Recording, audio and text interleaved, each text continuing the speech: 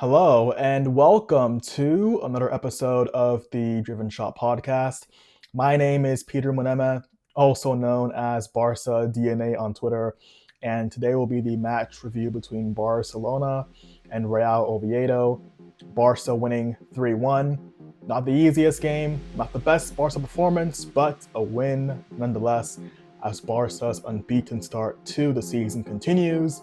And so, without further ado, let's get to it.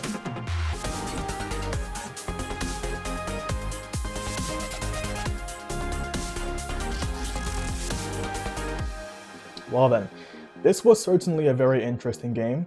Yet again, it's a match away from home in which Barca struggle in the opening minutes to deal with the pressure of our opponents. Oviedo today were very, very good in the opening few minutes there. They really took advantage of having the home crowd on their side. They went forward, they were aggressive, they pressed well. They had lots of set pieces there, particularly corners that they forced Barca into giving away. But overall, they couldn't really create any clear-cut chances despite all their pressure. Barca eventually built themselves into the game, got a hold of it, and very easily could have been up 1-0 within the first 10 minutes. A really good chance there for Marcus Rashford in the 9th minute, where Rafinha does a phenomenal job, gets down the line, plays a really good ball across the face of goal. Rashford there was really focused on getting his shot on target, hits a really good effort, and the goalkeeper Aron right on the line makes a very good save. A few moments later, about 10 minutes in the 21st minute there, Rashford yet again receives the ball, this time further out there towards the edge of the box, cuts inside, tries to go for a finesse shot, doesn't catch it as maybe cleanly as he would have wanted. It's a good shot in the end, good height for the goalkeeper. Aron once again, good save.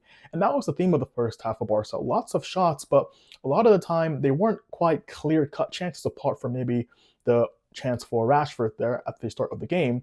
What you saw was a lot of shots from distance and trying to work the goalkeeper. The closest Barca came to scoring was with Rafinha, who right on the 30th minute had a really good effort there, low-driven shot, edge of the box, good hit. It clips the post right along the inside there, rolls across the face of the goal. No one gets there in the end. Araujo was the one who got on the end of the rebound there.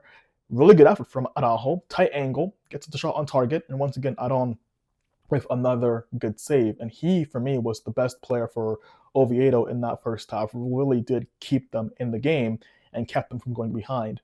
And so 3 minutes on, following from Rafinha's effort and Araujo's as well, came Oviedo's opening goal. And unfortunately for Joan Garcia, this is the moment that is very much inevitable for a goalkeeper. It doesn't matter who you are, how good you are, you're always going to have a moment like this in your career, especially at a big club where you make a mistake. And this is sort of a classic. Oviedo, long throw, they hook the ball forward. And here, Joan Garcia should really deal with this. He's running towards the ball, Jordan Martin is as well. And it seems like there's maybe a bit of a mix-up. No one really knows what to do, and so Joan Garcia takes on the ball. Initially, he does a really good job in terms of that he almost knees the ball, kind of controls it really well, and almost kind of gets past one player, brings the ball down, and then this is where things go wrong. He had a player on the byline who he could have passed the ball to. He also, and probably should have cleared the ball out of bounds there, give away a throw-in, but at least clear your lines. Instead, he makes a devastating mistake of trying to play a pass across the pitch. As a goalkeeper, you can't do that, especially when you're so far outside of your box. You can't play a blind pass across the face of the field. You have to either clear the ball or ensure that if you are going to play a pass, it's down the line. So at the worst case scenario, you give away a throw-in. In this case, he plays that pass across the face of the midfield. He gives it away there. He was trying to find Marcus Rashford. It doesn't happen. And from that point on, Oviedo have a chance, and it's a brilliant strike. A really, really good goal there from Reina. I mean, this is what, 34, maybe even 40 yards out. Clean hit, curling effort, goes into an empty net. Oviedo up 1-0. The fans are in raptures. And at that point, Barca have a lot to do. They couldn't really manage anything to bring forth an equalizer by halftime. And Hansi Flick, as he usually is, very proactive with his changes, particularly here to bring on Frenkie De Jong at halftime. A really good change there. Frenkie was rested from the start of the game. And right away in the second half, you saw a massive improvement from Barca. They were more comfortable in possession. They moved the ball quicker. Oviedo were, in a sense, camped in their own half. They really couldn't break forward a lot of the time.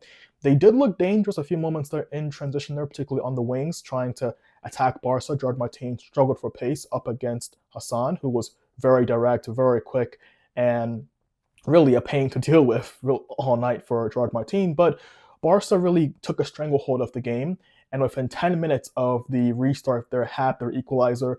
Probably, I would say, the scrappiest goal you'll see Barca score all season. But I have to say this, Araujo does a phenomenal job in this move. He ends up on the touchline there by the wing, and it's a really clever piece of skill, you could say. He squares up his opponent 1v1, takes it past him, gets to the byline, plays a good ball into Ferran Torres, who kind of controls the ball, and then from a very, very tight angle, has a really good effort at goal there. A good strike from Ferran Torres. Aron, once again, really good save, but unfortunately for him, the ball sort of trickles across the goal line, and Eric Garcia is the first player to get onto it. It is a very good finish, considering that the ball came off the post, and so he had to adjust his feet quickly, but from really about 2 yards out, if not 1 yard out, he really couldn't miss. It was that easy of a chance. Eric Garcia scores, Barca won, Oviedo won, and again, beyond that point, Barca had control of the game, but we're still struggling to really create clear-cut chances. And so Hansi Flick, again, proactive, smart with his changes, makes a change that was a bit surprising. He takes off Rafinha and brings on Lewandowski. Now, Lewandowski coming on is not the surprise, but Rafinha going off was. I think most people would have expected maybe that it would have been Ferran Torres who goes off, or maybe even Rashford, but no, Flick takes off Rafinha. Leva comes on, and with his first touch, he scores. And I have to say this comes in the 70th minute.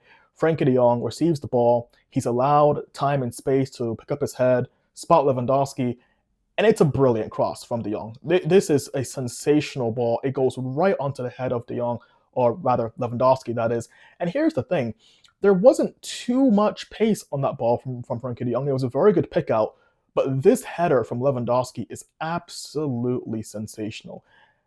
If there's one thing to know about Lewandowski, he's a wonderful player in the air. When it comes to heading, he's one of the best strikers to do that in the game. This goal reminded me of a famous goal he scored for Barca against Inter Milan in the Champions League in the 3-3 draw, where he put forth a brilliant header that left Onana at the time floundering and could get nowhere near it. This was similar. The ball comes in, he has to generate the power and the accuracy on that header. He snaps at it, great contact, wonderful, wonderful header, top corner, in off the crossbar, Barca 2, Oviedo 1, and I love the next sequence from Barca because beyond this point, once again, we saw it against Newcastle, Barca controlled the game beautifully. Frenkie De Jong and Pedri are a joy to watch. They were absolutely brilliant in possession. This wasn't to say that Oviedo didn't have their moments and didn't put Barca under pressure. That did happen, but when it did, credit to Araujo for me, who we'll talk about more so when it comes to his goal, but he was phenomenal defensively. He really did play a wonderful game. Likewise with Eric Garcia, I thought he was also very, very good, covered his flank well, made a lot of good tackles as well. And Barca were very solid. They kept Oviedo at bay. There wasn't really too many clear-cut chances. There were a few shots from range, but Joan Garcia handled them well. And Barca, like I said, they marshaled the game really well. There was a good sense of calm, lots of clever, silky passes, evading of the press, drawing numbers, maneuvering the ball up the pitch, not forcing anything, not trying to overcomplicate things, but looking to pick their moments there. And eventually we saw the third goal, the one that really killed off the tie there for Oviedo in the 88th minute. Marcus Rashford, really good corner kick played into the box. Araujo, aggressive, determined, he wants it more. Very good header, good finish into the back of the net. And that was Barca 3, Oviedo 1. And beyond that point, the game was done. Overall for Barca, it's a win. This is the sort of win where at the end of the season, you don't look back on with much fondness, but you understand how important it is, especially in a long league season, to pick up these 3 points when you can. Not every game is going to be easy. Not every game is going to be flamboyant and filled with joy. Some games are tough, some games are gritty, some games are, ones that you have to win, maybe not playing at your very best. And Barca tonight were fantastic in that regard. Not at their best, not at their usual standards, but still able to pull out a win when it was required. So overall, it's a very good victory.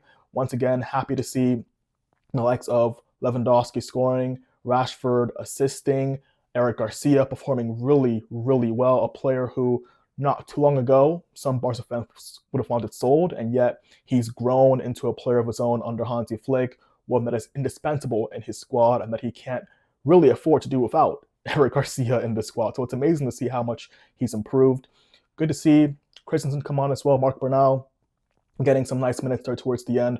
Unfortunately, there was no rest for Pedri in this game, but I hope that he will get some soon, and likewise as well, I am very, very excited to see the return of Balde and Lamine Yamal, which should happen at the weekend there against Real Sociedad. Before we close this video off, of course, I do have to talk about the unfortunate injury to Gavi. He'd been suffering with some knee pain and discomfort for a while. The understanding was he was going to go through arthroscopic surgery and very light procedure. He would have been out for about 4 to 5 weeks. Instead, during the procedure, it was discovered that his meniscus was damaged. And so in order to make a full recovery, they had to do a procedure to correct the damage that was done, to preserve the meniscus. But unfortunately for Gavi, it means he will be out for 4 to 5 months. Not something him or the club expected. And so Gavi was devastated there when he found out about the time he'd spent off the pitch. Barca did throw in a very nice gesture. They came out with shirts today saying, "Anim's Gavi, get well soon." And we saw today that the players as well on social media were also very supportive there of Gavi, letting him know that he had their full support and backing. And so hopefully for Gavi, he returns soon. He will be a big miss in this team, and especially after having such a good preseason, it is a shame to lose him now for what is effectively more than half the season. So hopefully he can come back at his very best and can show us that he is truly still one of the best young players in the world. So that'll be it for me with this video today. Thank you very much for watching. Feel free to leave your thoughts and comments down below, and I will see you very, very soon for Barca against Real Sociedad, building up to the monumental clash against PSG. I will see you very soon for that. And so until then, take care, stay safe, and Visca Barca.